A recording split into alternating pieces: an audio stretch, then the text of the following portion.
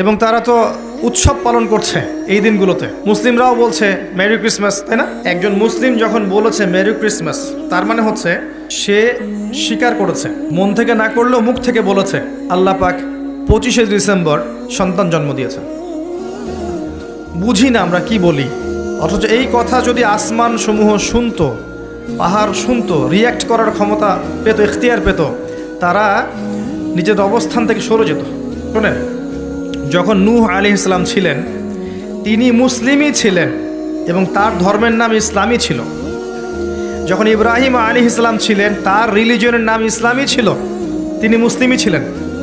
দাউদ, সুলাইমান, ঈসা, মূসা, শুআয়ব, হুদ, সালেহ, মুহাম্মদ সাল্লাল্লাহু আলাইহি ওয়াসাল্লাম, কোনো নবী মুসলিম ছাড়া অন্য কিছু ছিলেন না। ইসলাম নতুন কোনো ধর্ম নয়, বরং সৃষ্টির শুরু থেকে এই ধর্ম চলে আসছে। কথা কি বুঝতে পারছেন? আল্লাহ পাক এই সূরার মধ্যে বলেছেন, ওয়ামা ইয়াবতাগি গায়রাল ইসলামি দীনান ফালা ইউকবাল মিন। কেউ যদি আল্লাহর এই দিন ইসলাম ছাড়া অন্য কোনো দিন তালাশ করে, ফালা ইউকবাল মিন, লা ইউকবালা, কোশ্চিন কালেও এটা তার কাছ থেকে কবুল করা হবে না। উত্তর পেয়েছেন? ইসলামের বাইরের গুলোর কি হবে? এটা উত্তর। কোরআনে আল্লাহ পাক এটা বলেছেন, সূরা আলে ইমরানের মধ্যে আছে। আল্লাহ আরো বলেছেন যে তবে কি তারা জাহেলিয়াতের হুকুম তালাশ করছে? আফা হুকমুল জাহেলিয়াতি ইয়াবগুন ওয়া লাহু আসলামা মান ফিস সামাওয়াতি ওয়া মান ফিল আরদ তাওআন আও কারহান ওয়া ইলাইহি ইরজিউন। তারা কি আল্লাহর দিন ব্যতীত অন্য দিন তালাশ করছে, অথচ আল্লাহর সামনে আসমান জমিনের সব কিছু অলরেডি আত্মসমর্পণ করেছে এবং তার কাছে ফিরে যেতে হবে। এই আয়াতগুলোতে বোঝা যায় ইসলাম একমাত্র গ্রহণযোগ্য রিলিজিয়ন আল্লাহর কাছে। অন্য কিছু তালাশ করলে আপনি কবুল করাতে পারবেন না। হ্যাঁ, আপনি যদি ভালো কাজ করেন তাহলে সেই ভালো কাজের প্রতিদান আল্লাহ এই দুনিয়াতেই দিয়ে দিবেন, পরকালে তার কোনো অংশ থাকবে না। নবী সাল্লাল্লাহু আলাইহি ওয়াসাল্লামের সামনে ওমর রাদিয়াল্লাহু আনহু একদিন তাওরাত পড়ছিলেন, এমনি পড়ছিলেন। উনি কি তাওরাতে বিশ্বাস করতেন এমন? তাওরাতের অনুসারী ছিলেন এমন না, এমনি ভালো লাগা থেকে পড়ছিলেন, জাস্ট পড়ছিলেন।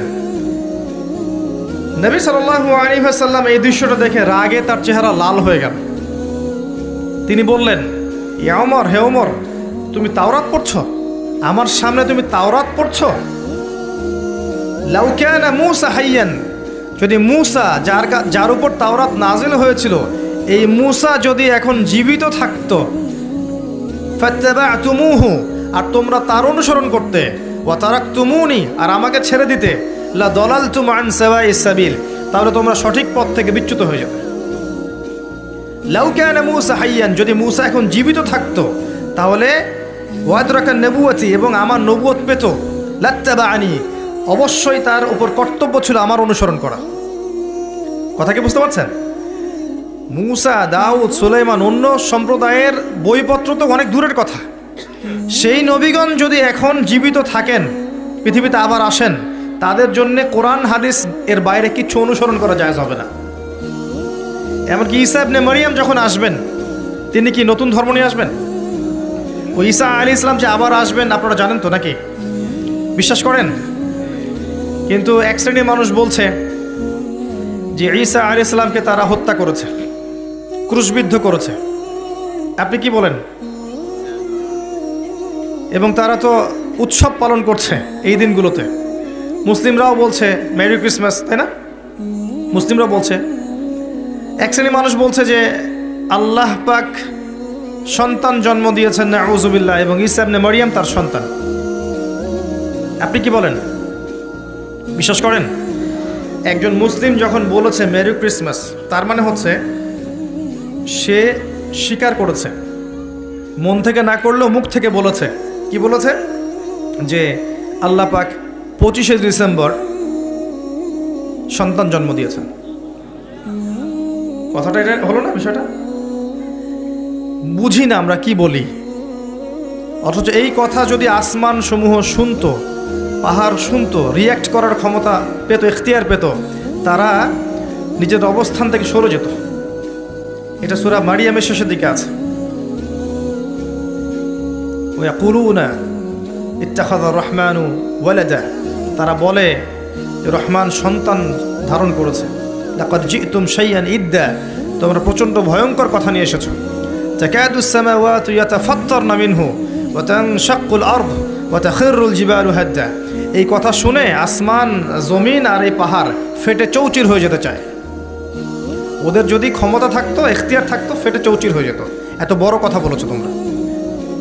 তো ঈসা ইবনে মারইয়াম যখন আসবেন, তিনি মুহাম্মদ সাল্লাল্লাহু আলাইহি ওয়াসাল্লামের উম্মাহ হয়ে আসবেন।